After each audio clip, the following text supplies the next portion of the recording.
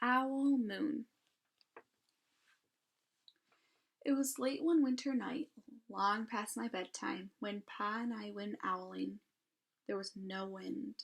The trees stood still as giant statues, and the moon was so bright the sky seemed to shine. Somewhere behind us a train whistle blew, long and low, like a sad, sad song.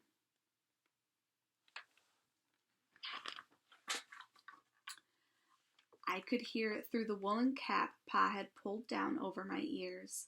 A farm dog answered the train, and then a second dog joined in.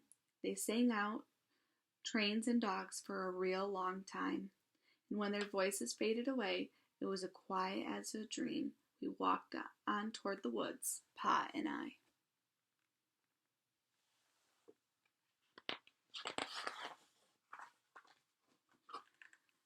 Our feet crunched over the crisp snow, and little gray footprints followed us. Pa made a long shadow, but mine was short and round. I had to run after him every now and then to keep up, and my short, round shadow bumped after me. But I never called out.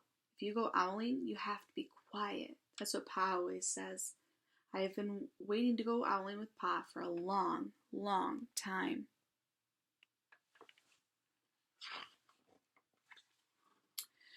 We reached the line of pine trees, black and pointy against the sky, and Pa held up his hand. I stopped right where I was and waited.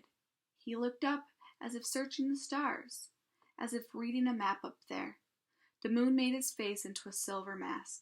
Then he called, "Hoo, hoo, hoo, hoo," the sound of a great horned owl. "Hoo, hoo, hoo, hoo."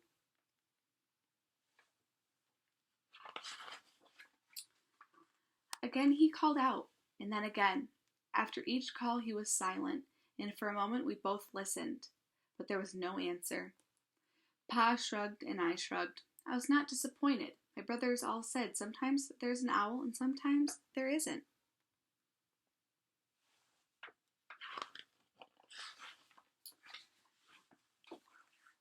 We walked on. I could feel the cold as if someone's icy hand was palmed down on my back, and my nose and the tops of my cheeks felt cold and hot at the same time.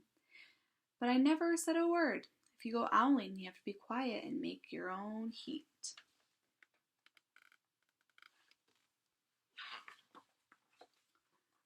We went into the woods. The shadows were the blackest things I have ever seen. They stained the white snow. My mouth felt furry, for the scarf over it was wet and warm. I didn't ask what kinds of things hide behind black trees in the middle of the night. When you go owling, you have to be brave.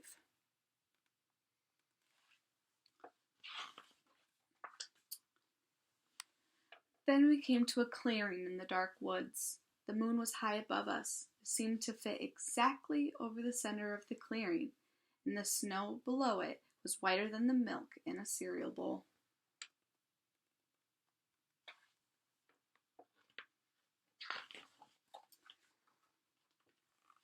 I sighed, and Papa held his hand at the sound. I put my mittens over the scarf over my mouth and listened hard, and then Pa called, "Hoo, hoo, hoo, hoo, hoo, hoo." I listened and looked so hard my ears hurt and my eyes got cloudy with the cold. Pa raised his face to call out again. Before he could open his mouth, an echo came threading its way through the trees. "Hoo, hoo, hoo, hoo." Pa almost smiled. Then he called back, "Hoo, hoo, hoo, hoo," just as if he and the owl were talking about supper, or the woods, or the moon, or the cold. I took my mitten off, the scarf off my mouth, and I almost smiled too.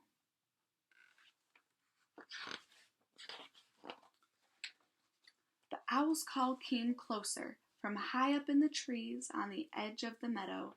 Nothing in the meadow moved. All of a sudden, an owl shadow, part of the big tree shadow, lifted off and flew right over us.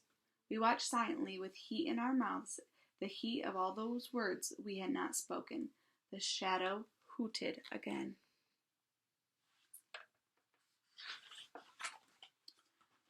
Pa turned on his big flashlight and caught the owl just as it was landing on a branch.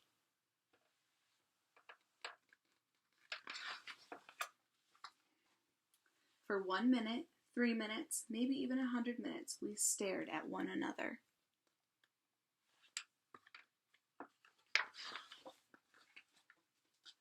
Then the owl pumped its great wings and lifted off the branch like a shadow without sound. It flew back into the forest. Time to go home, Pa said to me. I knew then I could talk. I could even laugh out loud. But I was a shadow as we walked home.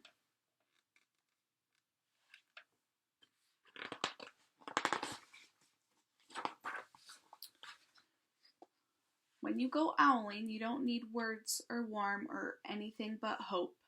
That's what Pa says, the kind of hope that flies on silent wings under a shining owl moon.